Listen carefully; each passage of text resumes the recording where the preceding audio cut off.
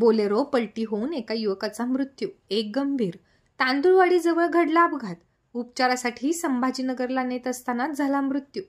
बुलढाणा तालुक्यातील हतेडी येथून कडधान्याचे पोते घेऊन तांदुळवाडीकडे निघालेल्या बोलेरो पिकअप मालवाहू गाडीचा बुलढाणा ते धाड मार्गावरील तांदुळवाडी गावाजवळ अचानक टायर फुटून काल 17 मार्चला अपघात झाला.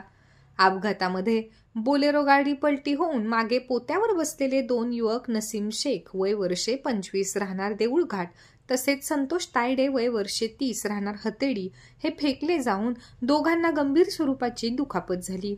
तर केबिनमध्ये बसलेले चालक व शेख जावेद यांना किरकोळ मार लागला. अपघातानंतर तातडीने सर्व जखमींना बुलढाणा येथील एका खासगी रुग्णालयात दाखल करण्यात आले. मात्र शेख नसीम व संतोष तायडे यांची प्रकृती चिंताजनक असल्याने त्यांना पुढील उपचारासाठी छत्रपती संभाजीनगर येथे हलविण्यात आले होते. यात शेख नसीम याचा छत्रपती संभाजीनगरला पोहोचण्याआधीच रस्त्यातच मृत्यू झाल्याने नातेवाईकांनी नसीमचा मृतदेह रात्री 10 वाजण्याच्या सुमारास बुलढाणा येथील जिल्हा सामान्य रुग्णालयात शवविच्छेदनासाठी परत आणला आहे.